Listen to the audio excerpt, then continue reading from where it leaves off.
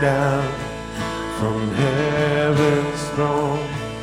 This earth you formed was not your home, and a love like this the world had never known.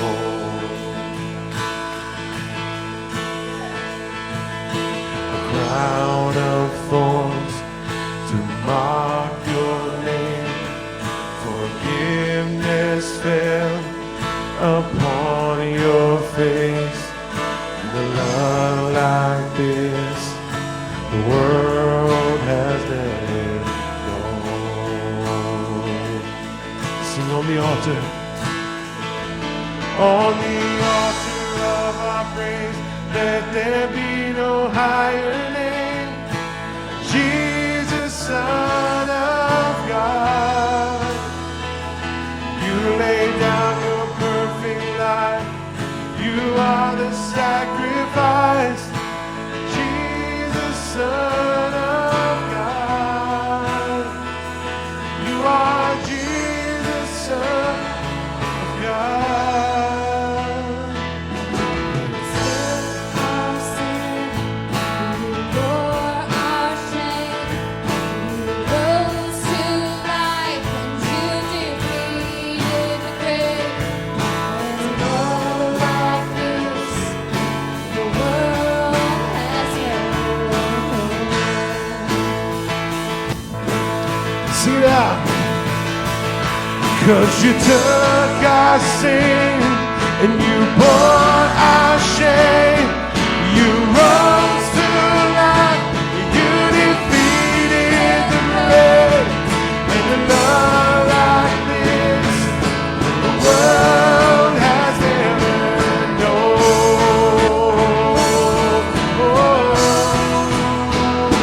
And on the altar of our praise, let there be no higher name. Jesus, Son of God. You laid down your perfect life. You are the sacrifice. Jesus, Son of God. You are Jesus, Son of God.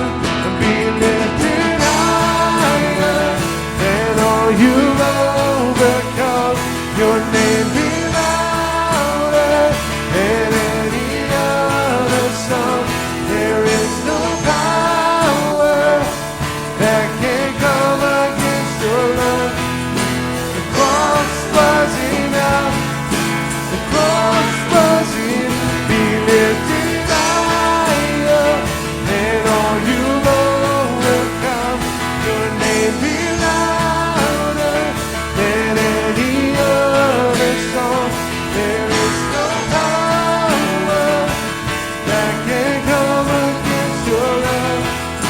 The cross was enough. The cross was enough. The cross was enough.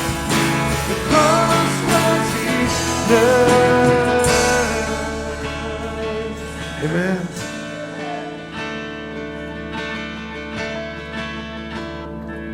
Let's lift this up together.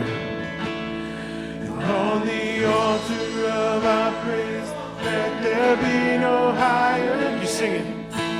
Jesus, Son of God. You laid down your perfect life. You are the sacrifice. Jesus, Son. Sing on the altar. Come on, lift it up. On the altar of our praise, let there be no higher name. Jesus, Son of God. Yeah. You laid down your perfect life. You are the sacrifice. Jesus, Son of God. You are Jesus, Son of God. You lifted higher than all you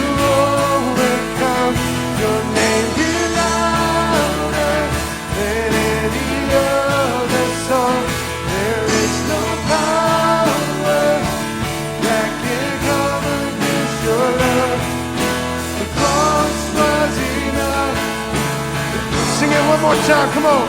Be lifted higher, and all you overcome.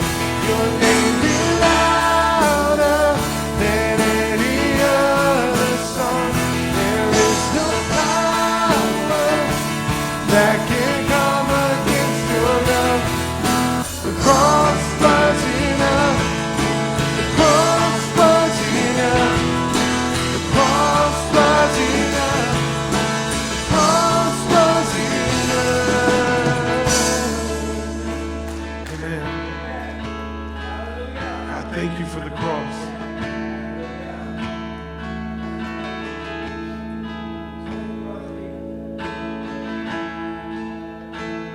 What heart could hold the weight of your love and know the heights of your great word? What eyes would look on your glorious face, shining like the sun? Say that again. What heart could hold the weight of your love and know the heights of your great word? What eyes could look on your glorious face, shining like the sun? You are holy, holy, holy, God most high and God most worthy. You are holy, holy, holy. Jesus, you are. Jesus, you are. Your name alone has power to raise us. Your light will shine when all else fades. Our eyes will look on your glorious face, shining like the sun. Who is like you? Who is like you, God? You are holy, holy, holy, God most high and God most worthy. You are holy, holy, holy. Jesus, you are. Jesus, you are. Who shall we say you are? You're the living God. Who shall we say you are? You're the great I am, the highest name of all. You're all we say you are. You are holy. Come on, y'all, sing it out. God most high, God most worthy. You are holy, holy, holy. Jesus, you are. Jesus, you are. One more time, holy. You are holy, holy, holy. God most high and God most worthy. You are holy, holy, holy. Jesus, you are. Jesus, you are. Jesus, you are. Jesus, you are. Jesus, you are. Jesus, you are. King Jesus, you are. Jesus, you are.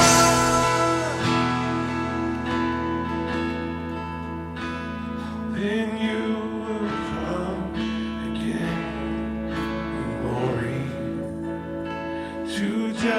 the living and the dead, and all eyes will look on your glorious face, shining like the sun. Who is like you, God? You are holy. Just worship. God knows high, God knows worthy. You are holy, holy. Lift it up. Jesus, you are. Jesus, you are. You are holy, holy, holy. God knows high and God knows worthy. You are holy, holy, holy. Jesus, you are. Jesus, you are. Jesus, you are. Jesus, you are. Jesus, you are. Jesus, you are. Jesus, you are. Jesus, you are.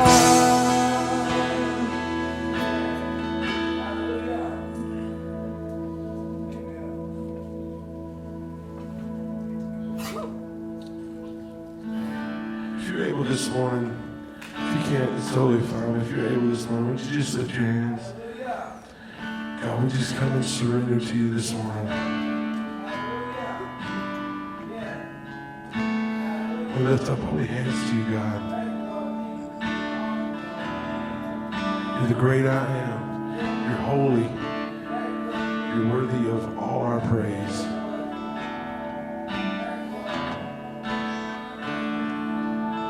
God, I pray that you would just hear us from heaven, God.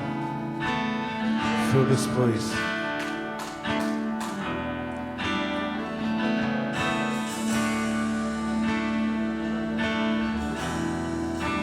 God, we surrender to you. I want to be close, close to your side.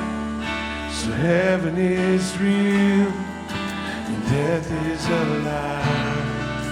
I want to hear voices, angels above, singing as one. Hallelujah.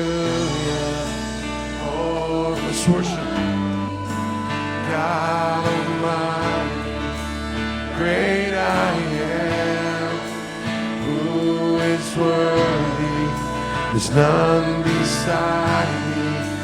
God Almighty, the great I am.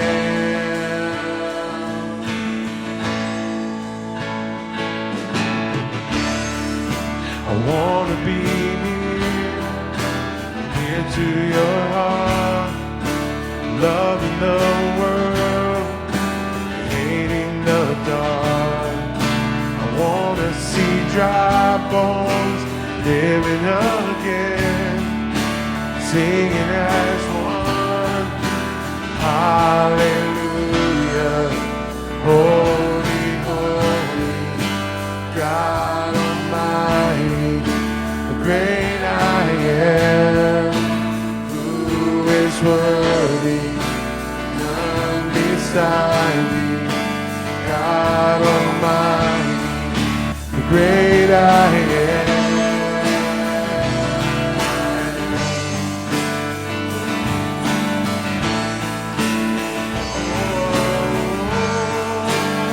It's the great I am, great I am. Listen, the mountains shake before you, the demons run and flee.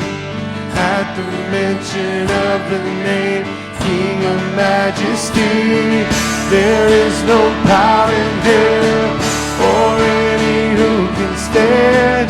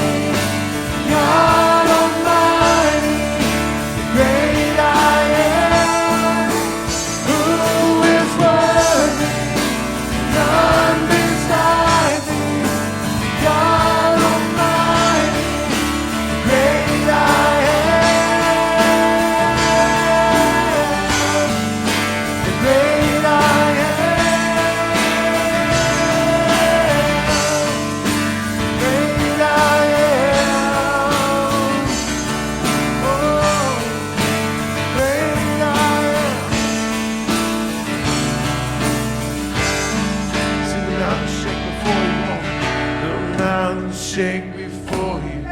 The demons running. Come on, church.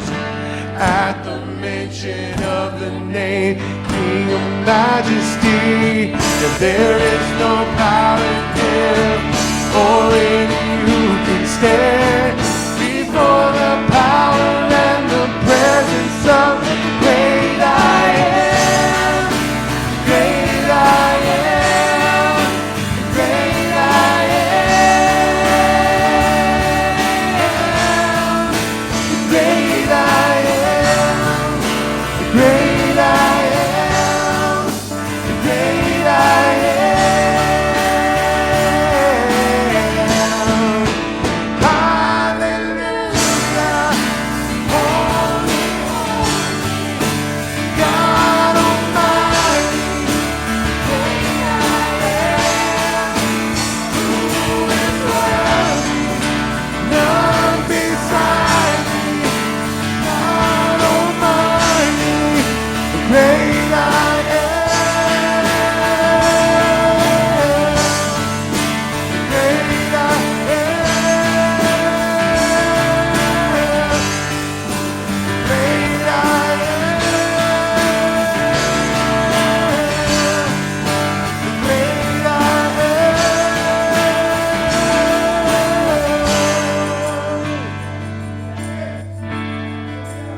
God, we just worship.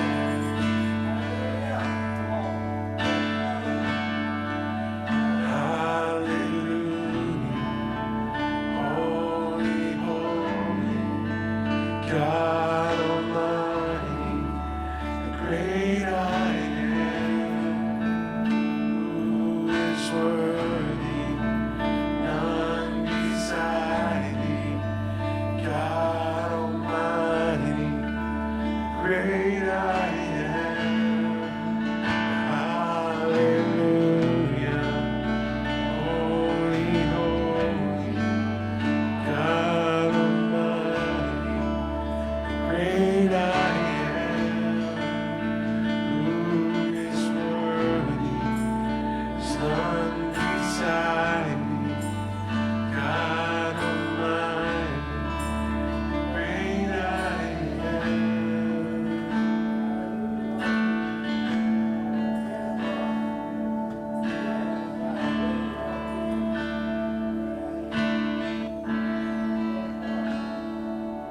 Something about you, Lord.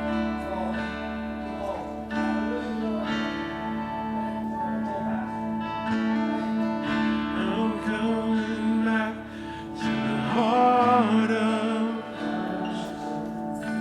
it's all about you. It's all about you, Jesus.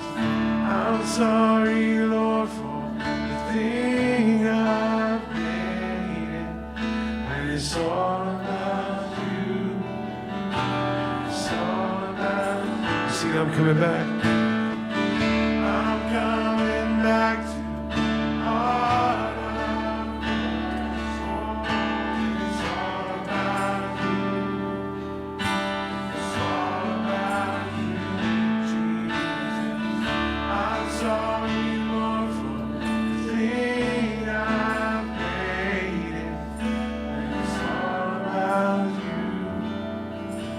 It's all about you, Jesus.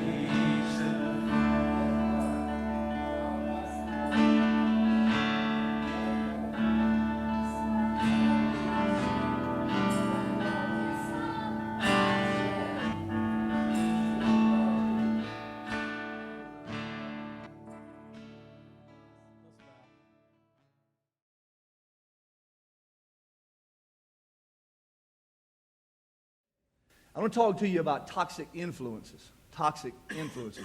Last week I started the series Toxic. Let me give you the definition of toxic, if you will. And I'm going to give you a Bible verse here in a minute. It'll be on the screen for you. Toxic. What we want to do. This is not original with me. This definition, but it'll be that will be the whole series. Next week we're going to talk about toxic relationships and how we can avoid those or get out of those. Because some of you, it's like you're a magnet for toxic relationships, all right? The weirdos and the freaks, they just absolutely, or they start out real good, and next thing you know, they're like, cuckoo, or like they're I'll find you. All right, you know what I'm saying? So anyway, we're going to talk about that. Not really, but we're going to talk about that. But toxic is this: anything containing poisonous material capable of causing sickness or even death. Poisonous material, poison being the key word, that would cause sickness or even death. Toxic influence. And the reason this week, you with me? Say amen. The reason I asked God to please don't even let me preach this message. You know what I'm saying? Because I like The Walking Dead, and I like funny things. I like secular music. I'm just being real with you, you know. And so I want you to understand that I wanted to preface this by saying, when I preach this, I'm on the same level with you. You understand that, right? That sometimes we get this idea, and some of these guys that get to spend more time with me, they say really quick, I struggle with my flesh, especially my anger. And I try not to lead in the wrong way, because I do believe that there are more than one way, not necessarily to skin a cat, but to approach a situation without being some kind of wimp. All right, I like the shirt that I saw on social network or on Facebook. I believe it was, "I'm saved, but I'm not soft." All right, and so because that's kind of the mindset that we've got is that we just have to cower down to every little thing. And then the extreme of that is what I've seen blasted all over social network this week. We ought to stand up and be heard. Yes, you should. We should have been doing that 6, 8, 10, 30 years ago. I mean, you shouldn't wait till now. You know, that's the problem we have, is that we're so reactive and not proactive. And so when I preach this message, I don't want you to think that I'm coming across as some legalistic, old school. I think you know me better than that. I think you understand the concept of our church and what we're about. I also want you to know, all right, you still with me, amen? And a bunch on my plate, and I'm going to just get it all out. We'll be done in just a few moments, I promise. But it's been tough for me because I felt so hypocritical in this message.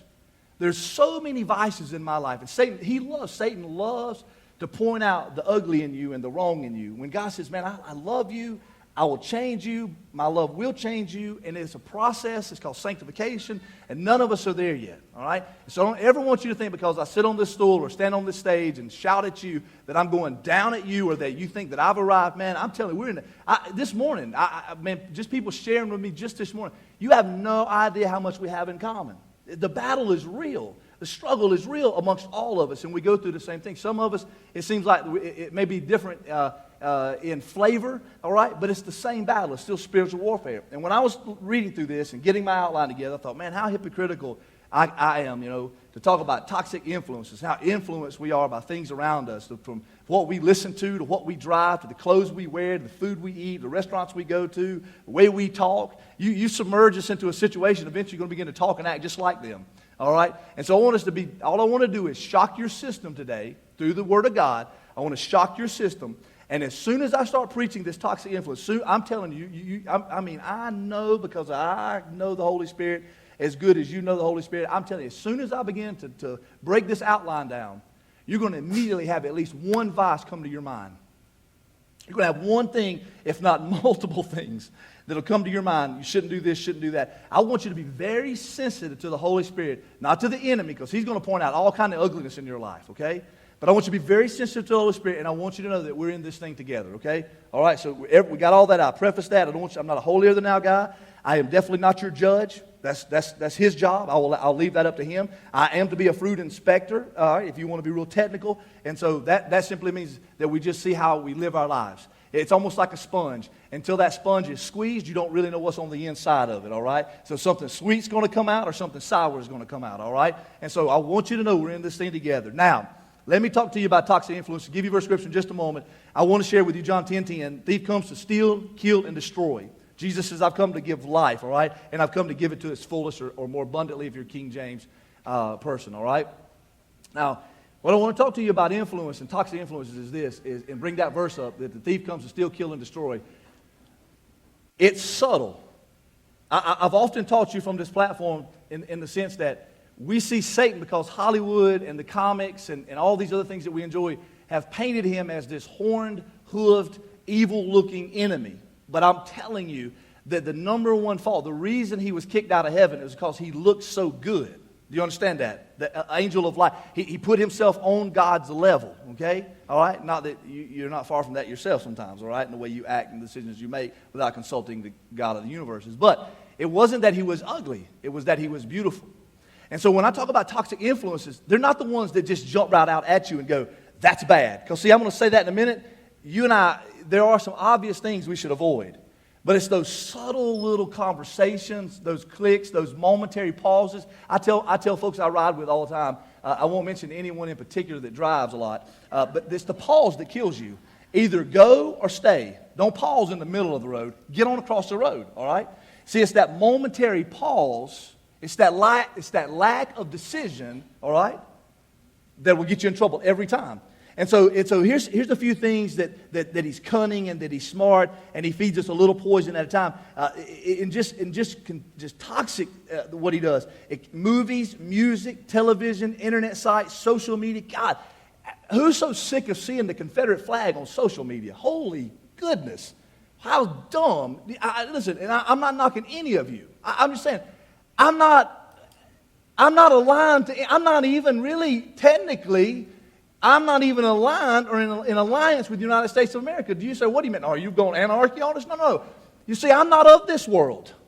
According to my scripture, I'm tied to a place that's not on this side of the world. I'm tied to a place called Beulah land, called heaven, called over yonder, whatever you want to call it, up there with the big man. I don't know how you describe it, but it's called heaven. And I'm aligned with him. Now, he has blessed me to be an American citizen. I have the right to vote and to be heard. I do not have the right to judge and to criticize. And who cares? You probably don't even know your great-great-great-great-great-great-grandpappy. All right?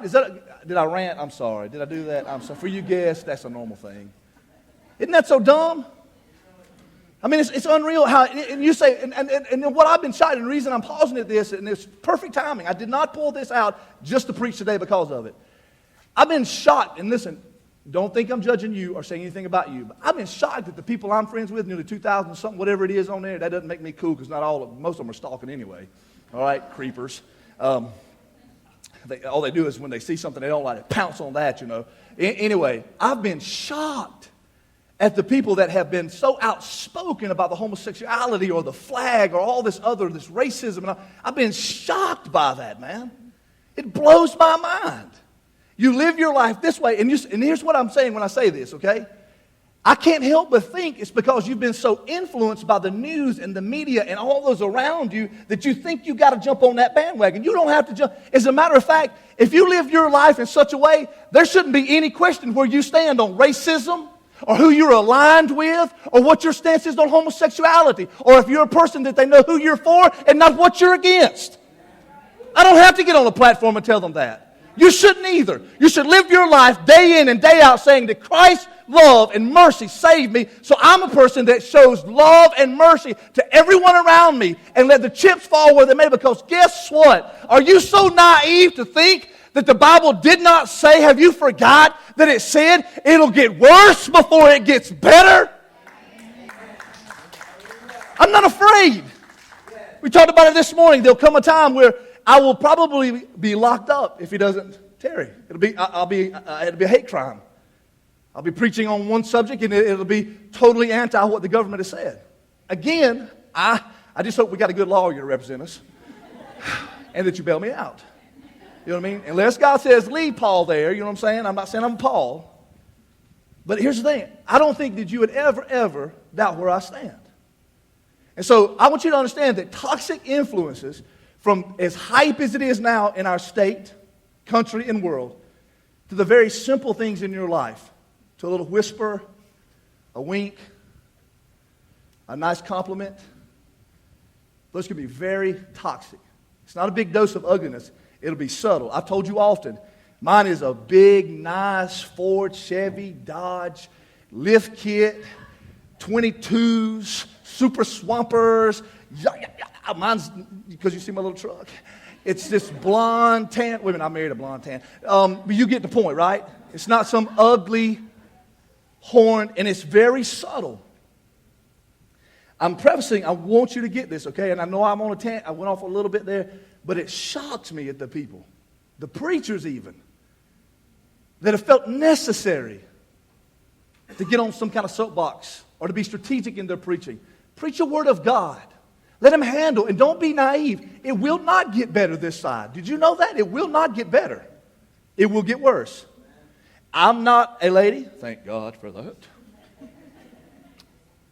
I'm a father, though. And one thing that I realized is that before Addie was brought into this world, it got worse in the pain, and they become more frequent. I believe the Bible describes it the same way as travailing in labor in the King James. Don't be so naive to be influenced to get caught up in some kind of rigmarole that makes you look like this when you're really just a Christ-loving, mercy-filled, grace-spared child of the Most High God. Do you understand that?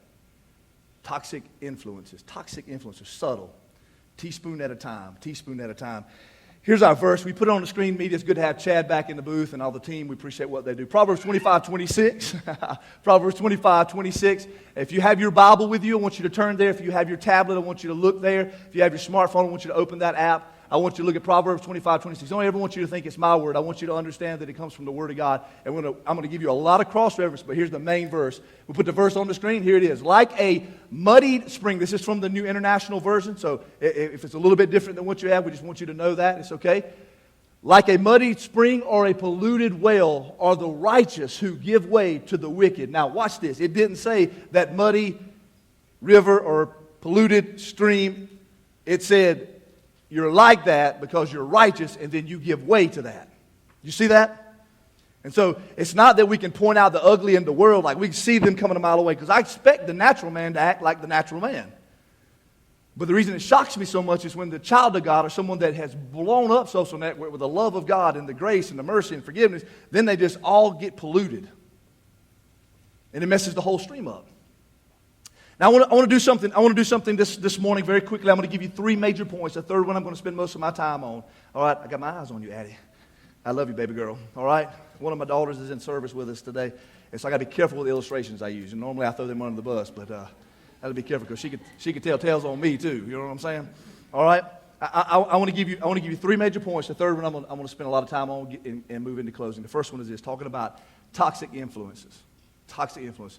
And immediately there'll be something to come to your mind that has really been influencing you and be getting you sidetracked. All right? And so I want to walk through these things very quickly. The first one is this: a little bit of poison goes a long way. A little bit of poison goes a long way. 1 Corinthians 5:6 says it this way: your boasting is not good. Paul writing to the church at Corinth. Now listen to him. 1 Corinthians 5:6, cross-reference.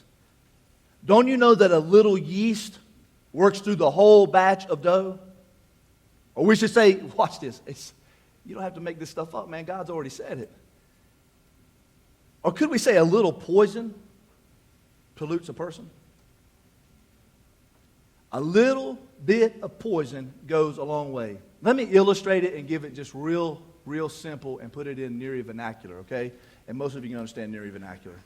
I heard this story this week about a preteen. I was telling Sandra this morning, if you get around me, I can't keep my sermons in. That's just how it is.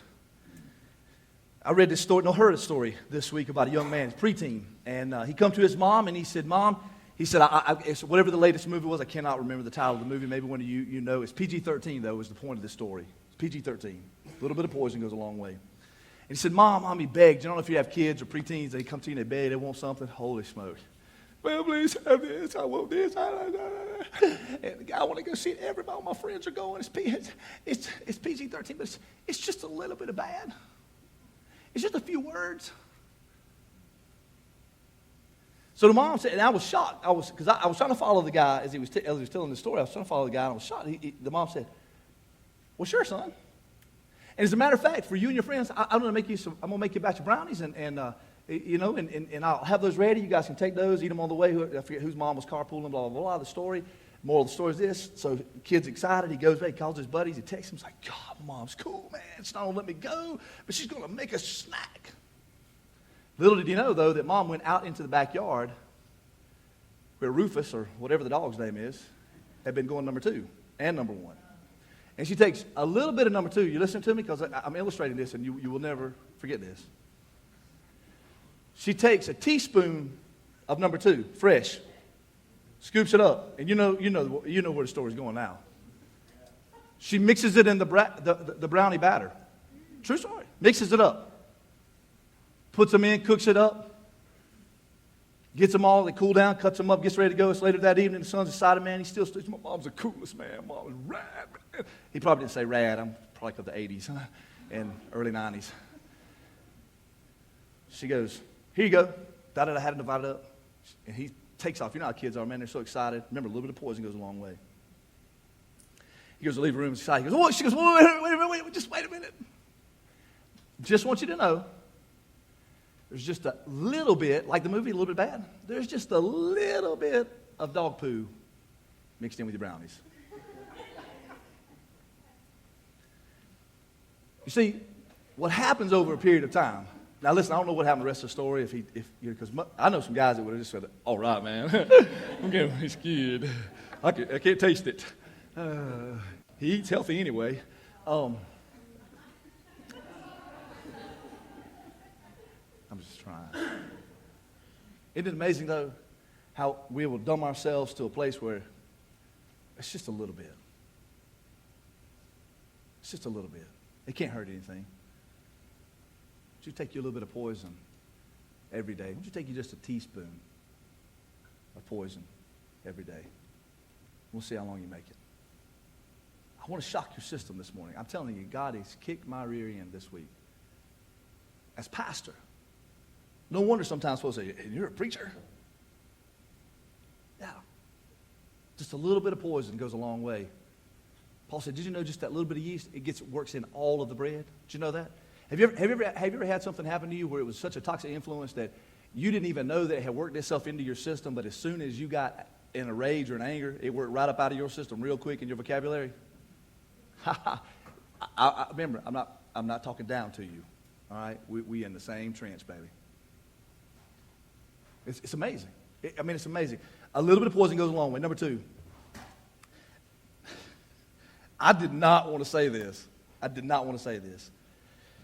But number 2 is, just because everyone does it, doesn't make it right. God, I sound like my mama, God rest her soul. Holy smokes. I sound so old right there, man. I'm not even 40 yet, all right? I'm like 25 and holding, baby. You know what I'm saying? Forgive me, Lord. Just because everyone does it, doesn't make it right.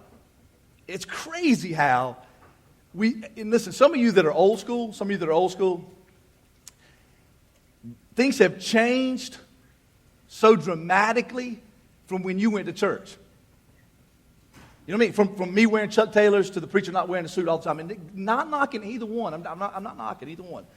But it's amazing how things have shifted. It's amazing. And I told you in a statistic I read about Southern Baptist churches that it is the greatest number of Southern Baptist churches that has ever been launched this past year, but it is the lowest it's been in over 100-something years in church attendance. There's more churches, but less people going to them. Did you know that the Pentecostal movement is the largest movement right now in that circle? Mad props for us Pentecostals. All right? Yeah. But no matter your denomination, do you understand the concept is we've changed so much in the church that we say everything's okay. Just because everyone is doing it doesn't make it right. My mom said, Jesus say, well, if everybody jumps off that building, are you going to jump off that building? Well, it depends on if I've got one of those winged squirrel suits or it's on a bungee cord, Mama. And she'd be like, you smart mouth. Now, back then it'd been like, well, which girl was watching? Because I'm going to be tough. Isn't it crazy how, seriously, and I'm not criticizing you, but I'm telling you how I do it in my mind. I'm serious. I'm as serious as I can be, and I am being as transparent and vulnerable as I possibly be. I will justify it in my mind. I will say, well, so-and-so's doing it over there, and he's a pretty good guy. I believe him, try me a little bit of that myself. Well, such preacher, they do it like that over there. Well, they accept this over there, I'm going to do it like that over it must be okay. And that's what we've come to. We've come to a place where if the masses are doing it, it must be okay. That's what I have the problem with. I was shocked by how many people was trying to stand up and be heard and all this garbage is being shared all over social network. Listen, God says, I'm the same yesterday, today, and forever. If he said it back then and it was good for back then, it's good for now. You've already heard me preach that hard and loud. That's how I roll, man. You don't ever, listen, you come to one community church, this is what we stand on. It's called the Bible, the Bible. That's the book for you and me. It's really the book for America. If they just stand on it again, it would change the situation. You understand what I'm saying? But it's amazing how we preachers, sometimes we'll go, well, they're all doing it. Let's just go do it that way. Let's take down the steeple. People won't come to a church anymore. You see, I'm keeping it in my arena, but listen, you do it on your jobs. Well, everybody's doing it, man. Everybody's laughing at that joke. I'm going to laugh at it too. Everybody's going to the club when they get off. I'm going to go too. Well, they all talk like that, so I'm going to talk like that as well. Are you even getting what I'm talking about? How quickly that clear stream of living water that begins to flow from you the moment you're born again in Jesus Christ, how you can pollute that, and it's subtle, and how you can justify it as a Christian. I'm telling you, just because everybody's doing it does not make it okay. And I sound old, I do. I sound old school, I sound like my mom, but I promise you that when we talk about these toxic influences, we have to keep in our mind, just because it is the popular thing right now does not mean that it's cool. Just think back to the styles that have gone through history. I mean, Lord, I am thankful that we don't have to wear polyester. Do you understand me? I am thankful. And listen, I'm cool with bell bottoms. I'm thankful.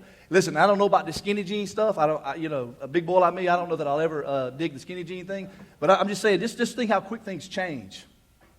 How something will trend one moment and be gone the next. And we do that in the church. We do that as Christians.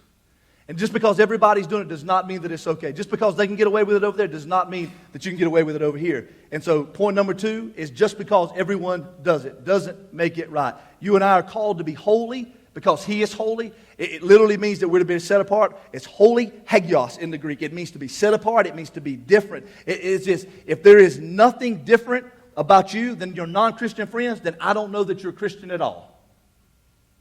Where is the line of demarcation? What is different about you?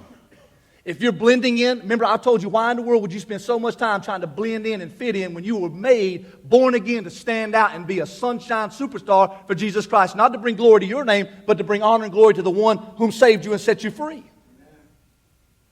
I don't have to camo myself in. I don't mind standing out. So often we think just because everyone else is doing it, and I know that with 2 10-year-olds, or one almost 10 and one 10, that it is a bridge we have to cross quite daily. Literally. Well, so-and-so is doing it, and so-and-so is on Instagram, and I don't care. I'm your daddy. And what I say in this house goes. Period. Point blank. Don't like it? Go get my belt. That's how we roll. You don't like that? Well, you can take it up with God. It's simple. It's everybody's doing it. Well, let's try the timeout stuff. Let's have them count to 10. Listen, I don't know how your kids are. It don't work. Timeout, count to 10, then I'm going to spank you 10 times. I'm just saying. Addie has told me last night, I said, get your hand off the lamp. Stop touching the lamp. Sitting on the love seat. Hand comes down. Wasn't even 30 seconds.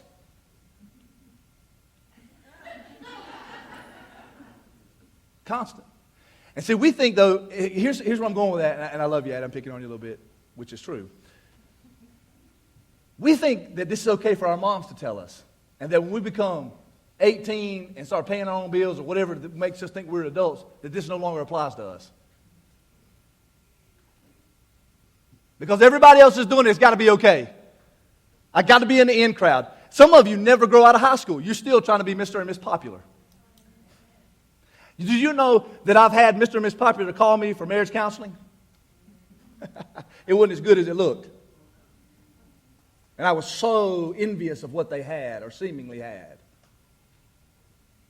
Just because everybody's doing it does not make it right. Let me give you the third one, and this is where I will finish up and I will spend most of my time. First one is this: a little bit of poison goes a long way. A little poo still ruins a whole batch. Is that all right?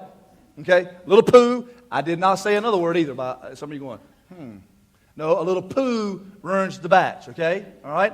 A little bit of poison goes a long way. Second one is this. Just because everyone's doing it does not make it right. Number 3 is this. I love this. I can't wait to preach this. Just because I could doesn't mean I should. Let me say it to you again. Just because I could doesn't mean that I should. All right? 1 Corinthians 6:12 says this. Paul says this. I have the right to do anything. 1 Corinthians 6:12. I have the right to do anything. Talking about his temple, his body. I have the right to do anything you say. But not everything is beneficial. King James says all things are permissible, but not all things are beneficial. That's how King James says it, okay? When he had it translated over into the English. Basically, he's saying to them, I can do anything I want to do. And here is the crux of the message. He's right. There is awesome freedom in Christ. Especially Christians that are Americans. Because even as far as the ultimate crime, whatever you want to put there, you can do it in America at least one time. Now, you might spend the rest of your life in prison or get the needle. But you can do anything at least one time. Do you know that? And so how we get influence and the influence we bring in our life, we have to be careful to understand this. Just because I could doesn't mean that I should. I have the right to do it all, but it doesn't mean it's beneficial to me. Now, let me stop again and say this. What I'm not talking about, you with me, say amen. What I'm not talking about is old school legalism. Hair in buns, no makeup, don't paint your toenails. Some of you, thank God, you paint your toenails. Woo! I am thankful for your makeup and your hair being done, those of you still have hair. All right? All right, I'm just saying. I'm not talking about that. I'm not talking about you can never watch a rated R movie. All right? Did you know that The Passion of the Christ is rated R and everybody should watch that movie? You listen to me? I'm not saying that you should never listen to secular music. Man, because there is some good classic rock that, listen, there's not music like that anymore. I'm just telling you, all right? I'm not saying that at all. I'm not saying that you can't. I'm not saying you can't enjoy the things. There is enormous freedom in Christianity. What I am saying to you, and to shock your system, is what is it influencing and how is it influencing you? Is it toxic or is it helping you? Just because you can don't mean that you should. You understand? Just because you could doesn't mean that you should, all right? But I'm not talking about legalism. I'm also wanting to talk to you about the things that are obvious. Now, some of you're going to be offended when I say this, but there are some things that listen, you're just stupid. Yeah, you mean I got up early to come to church for you to call me stupid. I mean, yeah, but it's obvious. If it says danger, warning, parental guidance, stay away from it. If the title of the movie is Debbie Does Her Hometown, don't watch the movie. Isn't that obvious?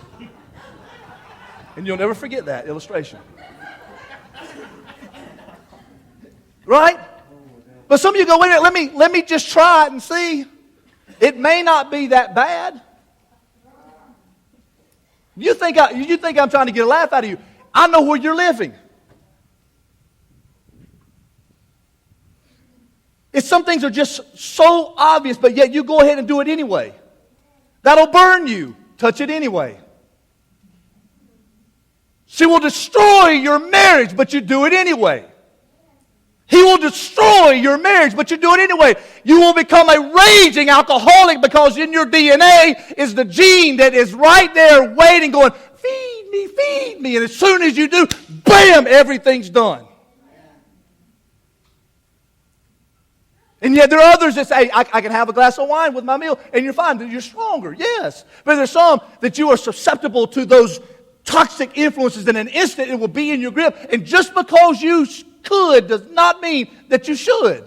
You feeling me? Are you picking up what I'm laying down? I pray to God you're downloading this on your process. Some of you smoking, I understand. You're like, did he say Debbie? Yes, I did. Just like the dog poo, you will never forget it. It's crazy how and here's the common thing. Here's what we normally say, okay? And you've probably said it and you've heard it said. Let your conscience be your guide. Yeah. Nobody has to, again, this is not one of them, it was me. No. Let your conscience be guide. But see, the problem I have with that, because see, when it's obvious, that's cool, the conscience works. You go, yeah, I probably shouldn't drink that. I probably shouldn't go there. And I probably shouldn't watch that. I probably shouldn't listen. Those are the obvious ones, right? I'm talking about that little bitty teaspoon of poison, though. And you got to be careful of your conscience, because here's the problem I have with it. Paul writes to Timothy and he says this: such teaching, he's talking about hypocrisy, such teaching comes through hypocritical liars. This is the catch of the phrase. It's 1 Timothy 4:2 if you want to look it up later. Whose conscience have been seared as with a hot iron. Whose conscience have been seared as with a hot iron. You see, the problem with always trusting your conscience is after a while, if you just take that little bit, after a while your conscience becomes numb, to seared off to any other pain. And because you've done it so many times, it just becomes, and we do that in church. We do that by shacking up and have premarital sex. We say, well, it's just okay to do this. Everybody else is doing it. Do you understand what I'm trying to preach this morning? Do you understand it's okay? Everybody's wife's the number one rated show. And we say, well, just a little bit, and then it becomes the norm for us. Then we desire it. And listen, your conscience becomes seared. It's like we do it over and over and over again. It doesn't even affect us anymore. I want to share something with you. Again, just out of research for this. Listen, I'm guilty. So don't think I'm calling you out. And do not raise your hand. And do not say amen to this either. Do not. Do you remember Hangover Part 1? Don't. If you've seen it, I don't want you to say, yes, I watched that movie. This is not what I'm doing. But I want you to hear something that was staggering to me. Over 91 times in the first one, over 91 times the F-bomb was dropped. That's almost one F-bomb per minute of the movie. The other one that blew me away, was over 30 times our God's name was taken in vain. And I just thought for a second that I'm telling you what movie to watch and what not to watch, okay? All right? I said it up front. This is not what I'm doing here, all right? I'm not a judgmental guy. I'm telling you what's been kicking my butt all week, and so I'm just getting it out of my system. And I wonder why sometimes I spew venom, or why sometimes I get so mad at folks. It's probably because I've been feeding that. Or I can fast forward you just in case, again, not being critical. Ted 2, he's just a little stuffed animal, right? Over 30-something times F-bomb. Now watch this. You say, well, that's entertainment, that's movies. What? Would it be okay because I could? Would it be okay if I dropped the F-bomb 31 times? You'd run me plumb out of here, wouldn't you? Well, why is it okay for them to do it and you to listen to it, but it's not okay for me to say it and you listen to it here? Well, I listen again. Woohoo! Kicking my rump to dump, I'm telling you. Because I like my entertainment, man. Just because I could doesn't mean I should.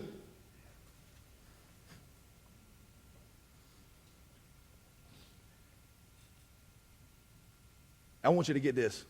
It is the absolute main thought for the message. Talking about conscience being seared.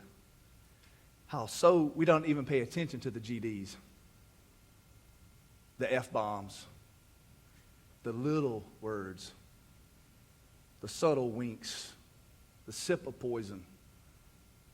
It's convenient. It's easy. Everybody's doing it. I want to give it a test run. I want you to listen to me in this statement. Just because it don't bother you anymore doesn't mean it shouldn't bother you. You hear me? Just because it doesn't bother you anymore doesn't mean it shouldn't bother you. I should be stirred. It should bother me that over 30-something times they took the King of Kings and the Lord of Lords' name in vain. That's my God. That's my Father that stood and hung naked on the cross to die for me and my sins, and yet I think it's funny.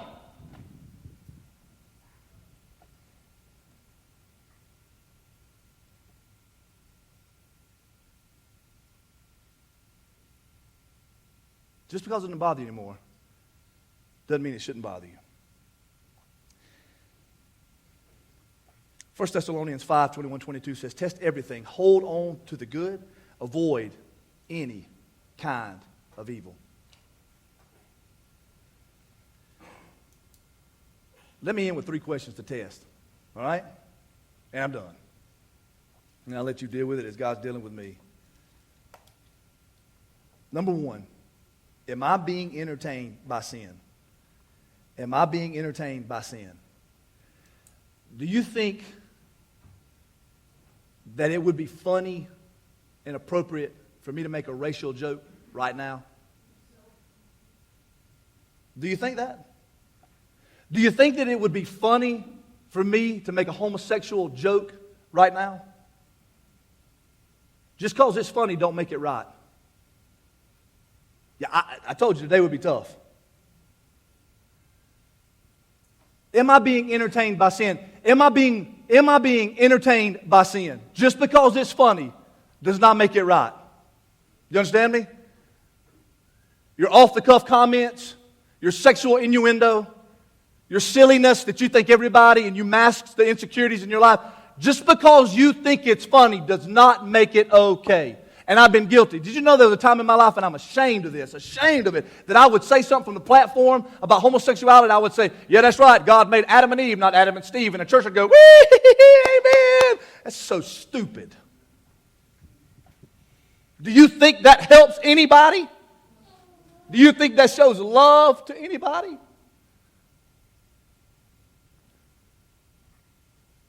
And you live in a small world. I mean, you're probably loco. You live in a small world if you're going to be a racist or prejudiced. First church I pastored, black man joined the church. Oh my gosh. The poop hit the fan is the proverbial saying, right? I mean, it went crazy. So I don't know if you were there right at the beginning of that, man. I know Bradley come on staff with us, man. It was tough. I got called every name, and they called my house back when we had landline as well. Man, I was called everything you could think of being called. My ex-wife was pregnant with Addison. You have no idea what they were saying about that child. The very one that stirred the pot, well, see, he could take their money because they rented from him, but he couldn't go to church with them. What was he going to do when he gets to heaven? And I'm going to tell you something funny, and I'm going to move on from the subject.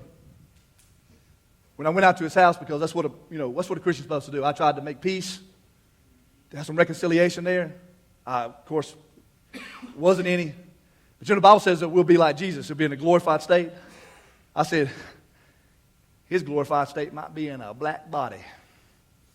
God just say, bam, there you go. Isn't it stupid? And yet we've blown the feed up over it. Toxic influences. I don't care what Obama does. I have the right to be heard. I will vote. I will be an outspoken Christian. You will watch my pattern. I will talk about my faith and my family and the fun things that we do, and nothing more and nothing less. Why? Because he does not dictate anything for me. You say, well, you live in America. Yeah, I don't live under his dictatorship. Render unto God what is God's, and to Caesar what is Caesar's. I will abide by the law, but I am not subject to it, for I am a child of the Most High God, and I am a stranger, a pilgrim, in a foreign land. Do you not understand that? You get so inundated, and we just get so poisoned by the toxic that's all around us, and so influenced by it that we just fit in. And then all of a sudden it's like, woo, I'm going to stand out. And you make yourself look so foolish. And you hurt the cause of Christianity. So the first question is, am I being entertained by sin? Second question, this probably could be the only question you ask, but the second question is it pleasing to God? Is it pleasing to God? You remember sometime back, the shirts and the hats come out, God is my homeboy. That's the dumbest thing in the world. Man, he's not your buddy. The Bible says he's a friend, yes. He's not your buddy, he's not your homeboy. He is the master of the universe. He is the creator of life and the sustainer of life. He is holy and righteous. He is so holy, no man can look upon him and live. And yet we've just brought him on down to our level. You see that? Just watch your feed. I'm telling you, look at your feed. How we water it down. And then all of a sudden we got to hype it up. Man, I ain't got to hype anything up. I am the same as I was the day before. And will be the same tomorrow. Is it pleasing to God? What you're doing, what you're listening to, what you're watching, what you're talking about, what you're laughing at, places you're going, things that you are doing, are they pleasing to God? Isn't my life's passion as a Christian, as a child of God, isn't my life's passion and desire and utmost responsibility is to bring Him pleasure and to do what He asked me to do? So one of the ways I can test it is that I can say, hey, God, is it pleasing to you? If it's not, I shouldn't be involved. The third question is this luring me from Christ? Is this pulling me from Christ? And here's where we get, right? It's so subtle. It's the same illustration I've used 1,000,000 times over. It's like going to the beach, right? You set your stuff down your cooler with your cold drinks, and you put your little fan, your little tunes, and you put your umbrella, and you get your pretty stuff out, and you get yourself all lathered up, and you let it dry, and you go into the ocean, all right, to wrestle a shark. I mean, you go into the ocean. That's Morgan. You go into the ocean. And you're goofing off, and the jellyfish are not bothering you, and there's seriously not a shark attack, and you're playing, have fun, and 5-10 minutes pass, and you look back, and you go, whoa, wait a minute, what? Your stuff's like way over there. You just drifted. It's the same way with toxic influences. They're so subtle. Did you know, I'm being real transparent and vulnerable so that you understand how hypocritical I feel. I watched Hangover. And when I read that statistic, I can't even remember him taking the Lord's name in vain. That's how ashamed I was. Did I get too real for you?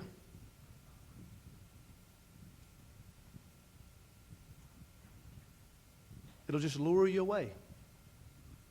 And next thing you know, you're caught up in it. And I promise you, I've been there. You'll look around, and you may not say it out loud, but you'll look around and go, how in the world did I get so far? I was raised better than this. I know better than this. How did I get so far away? It's toxic influences. Can you think how much better your life, and I don't know what come to your spirit, I don't come to your mind. Can you think how much better your life would be if you just get that little bit of poo out of it? I mean, just a little bit of poo will stink the whole house up, man. Is that too nasty of illustration? I mean, isn't that what it's like before God? There's none righteous, no, not one, and even your good deeds lay before Him like filthy rags. So imagine the junk that we have in our life, the influences. Just imagine how much better your life would be, how much joy would be there if you just get that little bit of poo out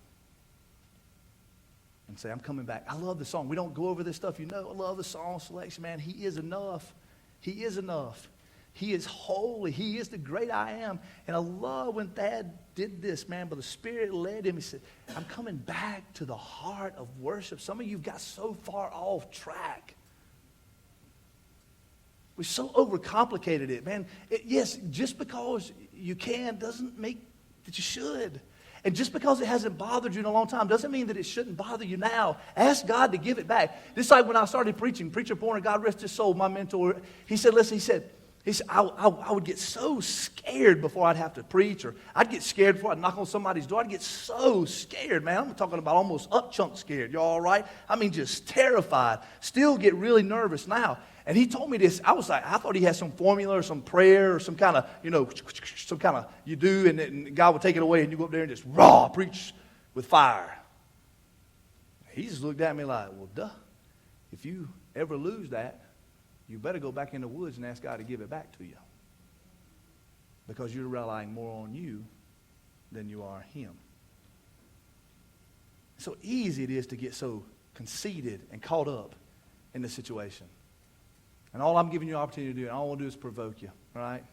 Poke at you a little bit in the gospel.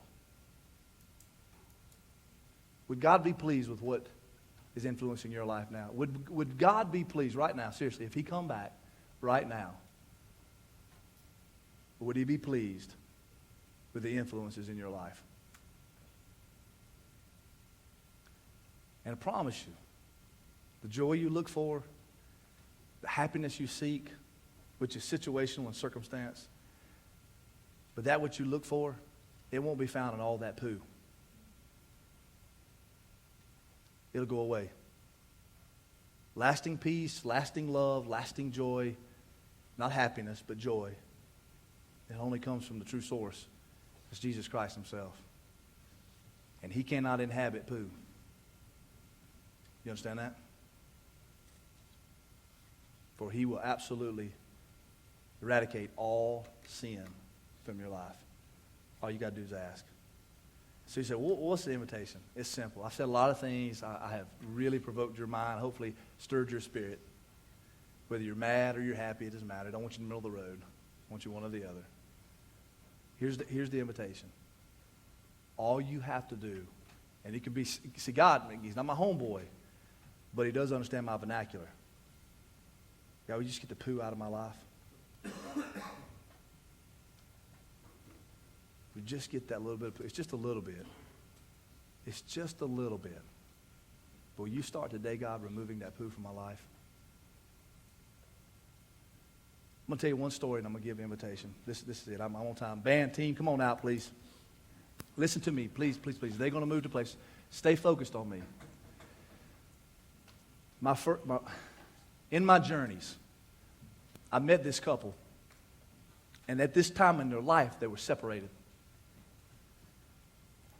Where he had worked, he had gotten involved in an adulterous relationship. And so the family asked me, would you go out? He's staying here with the family that I knew. He said, will you go out? They said, will you go out and will you pray with him, talk to him, listen to him, and all this good stuff? And so absolutely, man, I did run out. I went out there and talked to him. And number one problem in his life was he didn't know Jesus Christ. So he took care of that. He's broken. He owned his mistake. It wrecked his life at this point.